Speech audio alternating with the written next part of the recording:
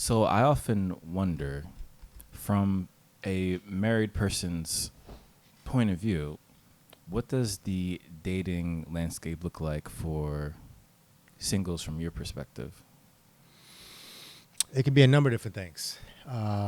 For some, it could be, well, from my perspective as an introvert and a person who, as I get older, I'm becoming a little bit more financially conservative in some ways, or fiscally conservative. Okay. Unless it's for like investments and things of that nature, things that make sense, things that I can enjoy, things that will add value to my life. Sure.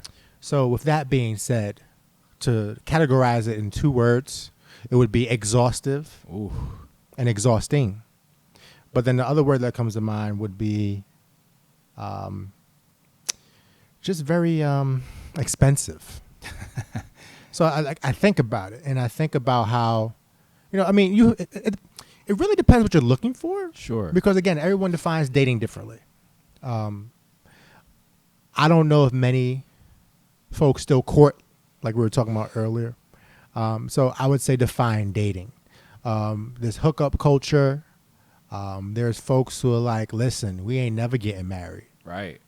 But we just going to, be together and do whatever together. Then you got folks like Blueface out here who got his baby mama and a girlfriend living together in the same house.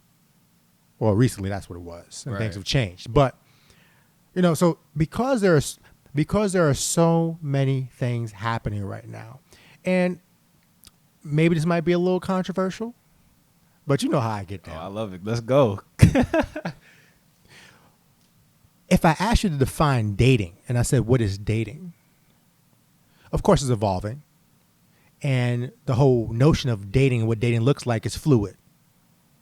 Now, if we look at other facets of society and the human race and the human condition, family structures and what a family looks like is changing. Right. Going back to you and I talking before off camera about intellectual inconsistency. So if we talk about how certain families might not be traditional and how certain dynamics might be different in families that are non-traditional, there might be that same thing happening in a different space, which is dating. Right. So there might be some things that are non-traditional in the dating arena that might change things and change the game, so to speak. So you have all these apps, whether it's just for hookup culture or people are really looking for that match. Right. You have all these dating websites. I mean, had some before, Match.com, where black people meet, like Black Panther, all that stuff. But now it's like you really have it at your access and at your disposal 24/7. And in the wheelhouse of your impulse to have immediate gratification. 100%. So literally, you can just swipe.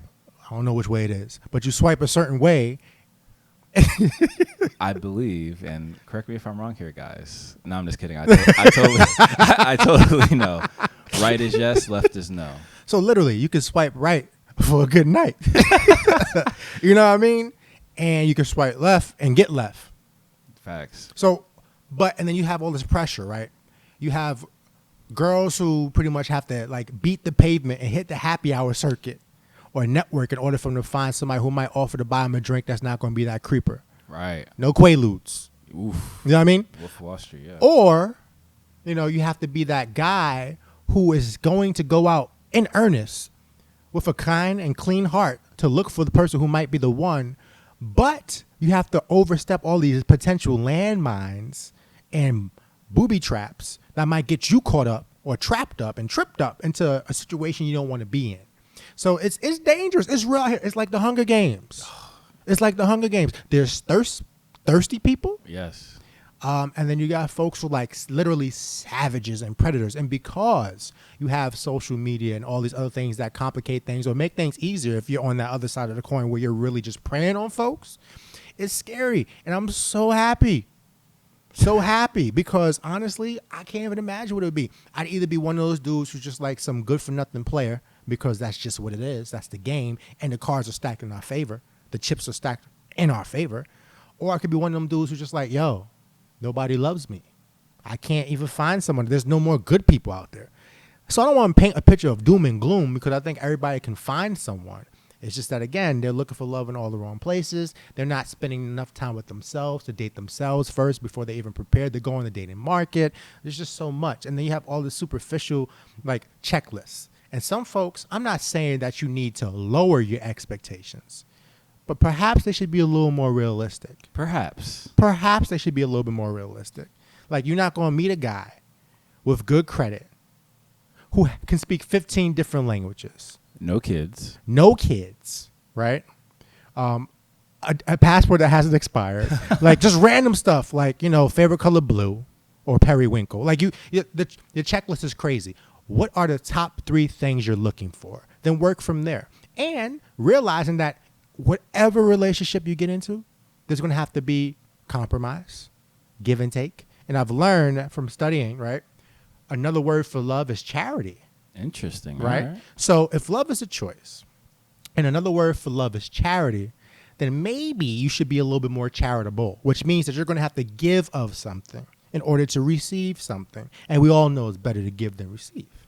Amen to that. And I guess that would be one of the main reasons why a lot of men now are seeing the disadvantages of being married, especially in the culture that is not only a hookup culture, but has the tendency, as we discussed, to get immediate gratification, and they'll jump into a relationship without actually discussing the parameters or seeing the long-term vision of where the relationship is going to go.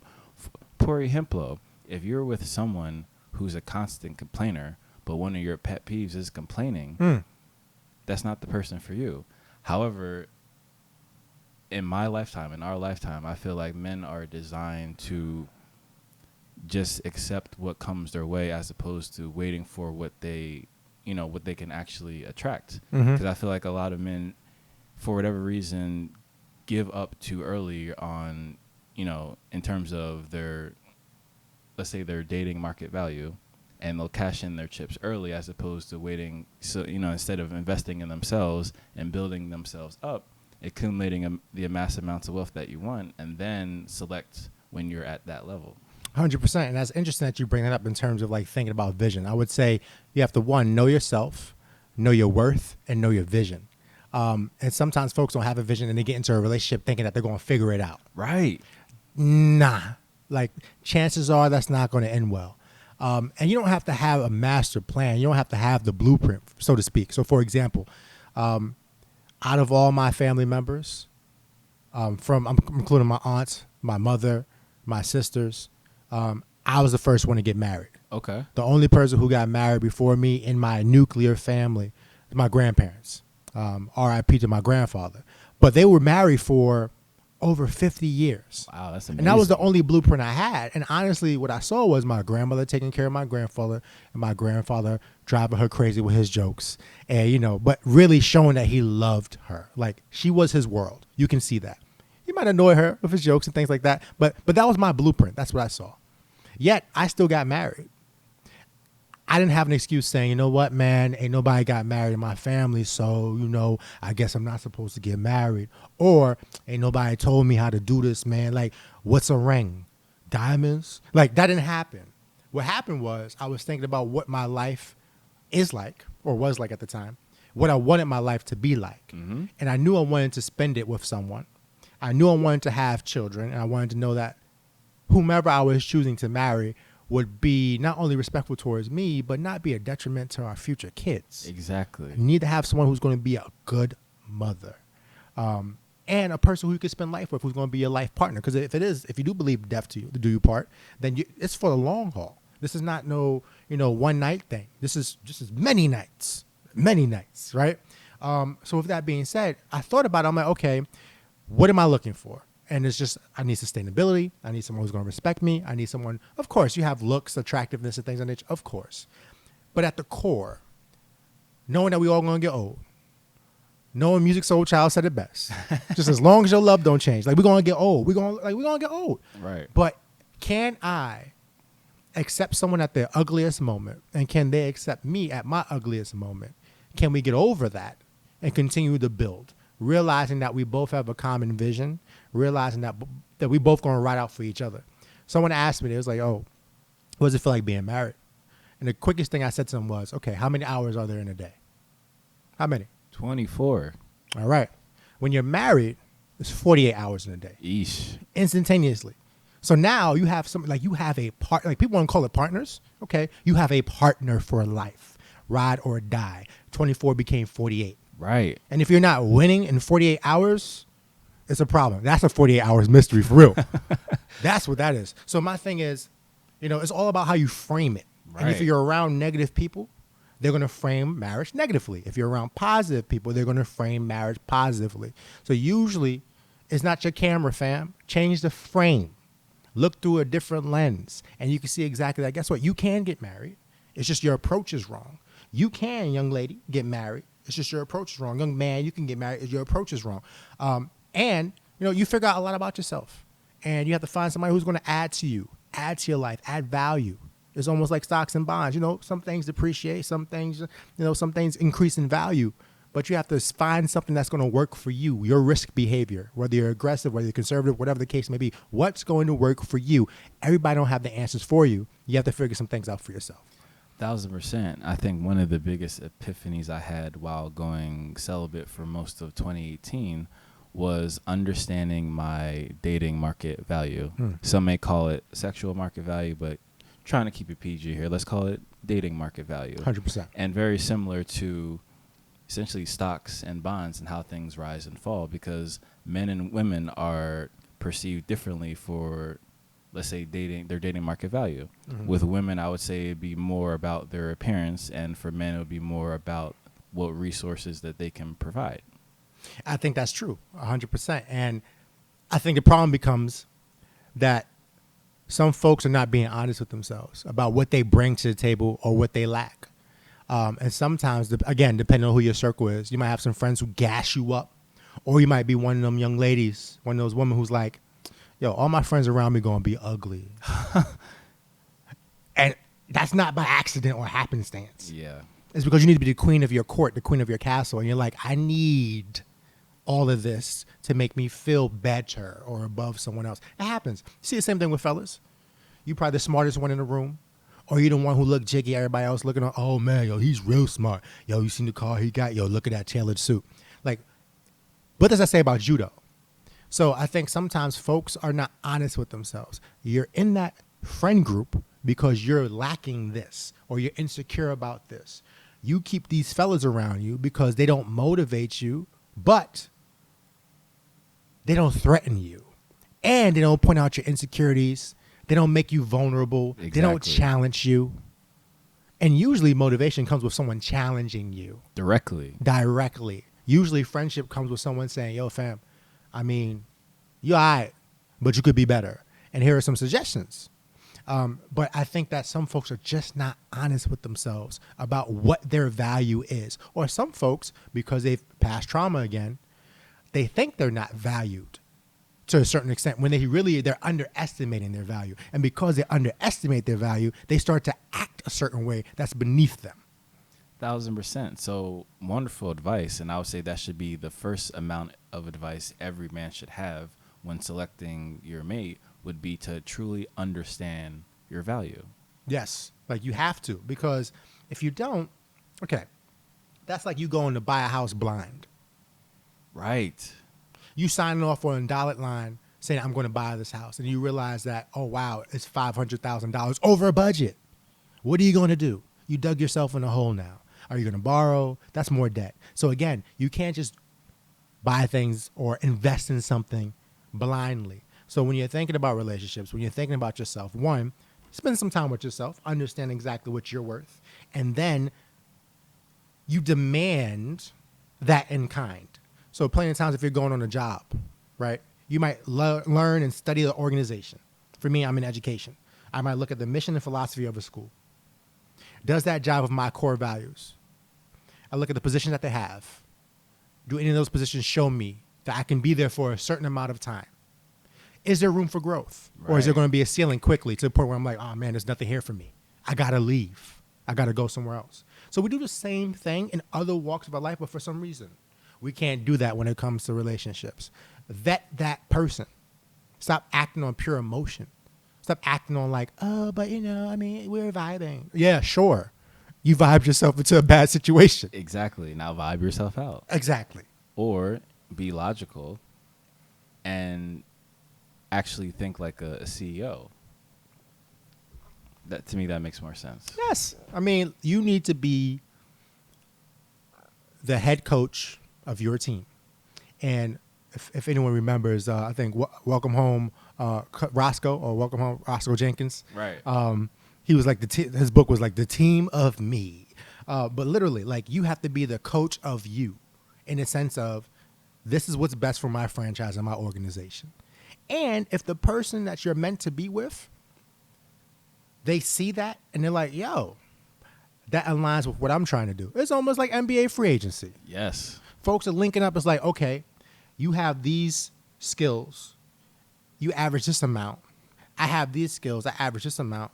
You need the ball in your hand more, so I can defer to that because I don't really need the ball in my hand. You need to complement each other. They say opposites attract. You know, some folks, the more you grow, you might become a lot very, very similar, right? But as fundamental beings, you're going to be different. And usually it works best when you complement each other. For example, I'm introverted. My wife's extroverted. Yes, she is. I need someone who's extroverted to turn me up sometimes so I can get extroverted. Sure. The same way, she needs someone to turn her down a little bit, the way I am being introverted. I might be a thinker before I speak. She might speak before she thinks. We like very much so complement each other, bring out the best in each other, work on, chisel away the stuff that needs to be molded. And like, it's beautiful. It really is. But you got to get in the game. And usually that's taking a leap of faith and making yourself vulnerable. But as we talked about before, growth comes from making yourself vulnerable or being in vulnerable situations. But if you're afraid of looking funny, silly, whatever, you shouldn't even be in a relationship. It's true. I mean, nothing fun ever happened from staying in your comfort zone. Talk about it. And I think one of the things that I consciously have tried to done over the past decade is do a bunch of things that made sure I was outside of my comfort zone.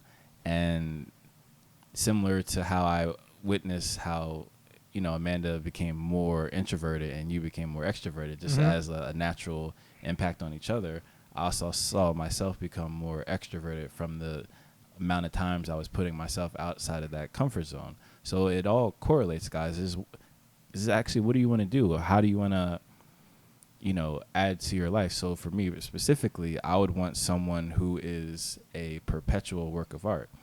So always having that mindset that, it is a marathon and you're always going to try and improve. I'm a lifetime learner. I would hope my spouse would be a lifetime learner as well. So those philosophies align, especially when raising young children in this world. 100%. And I think that's you being open and honest with yourself about who you are, what you want to become, the type of person that you want to be with. I mean, that everyone should have that. The same way people say, like, if you're an entrepreneur, they might say, what's your 30-second elevator pitch? Right. If you're on a dating show, like, what's your pitch? If you're out and someone's like, yo, can I buy you a drink? And you really want to have a conversation, what are you talking about? What's the first thing that's going to come out of your mouth when you're talking about who you are and what do you want to accomplish in this lifetime? What are you going to say? Because honestly, if you don't have those things prepared already, that person who's meant for you might walk right by because guess what? You did not capture their interests. I'm afraid you've lost my interest. And you have to be prepared for that. I'll never forget, like, somebody told me, like, no matter where I go, I think it was one of the former past presidents of my fraternity. Shout out to Alpha Phi Alpha Fraternity Incorporated. Holla at your boy. Anyway, he said you should always, no matter where you go, carry with you a joke and a prayer. And you'll be prepared for any occasion. Sure. I think folks need to take that same message into consideration when you're thinking about dating. Always be prepared to tell people who you are and what you want to be or where you want to be. Now, I'm not saying you got to lay it down flat to the point where it's like, y'all, by the time I'm 35, I want to have 6 kids, white picket fence. I'm not talking about that. I'm talking about concrete ideas. And concrete ideas such as, what type of religion do you have? Right. Are you going to practice? Do you expect them to practice too? What type of diet do you have? Because if one person is a carnivore through and through and one person is a vegan, that's a difficult shopping list, fam. Like, what you doing with that? Like, you know what I mean? So, like, all jokes aside, though, like, I know I'm being flipped, but at the same time, it's real. And you have to sit down and ask these questions, because if you don't ask them up front, on that back end, it's crazy, B. Facts.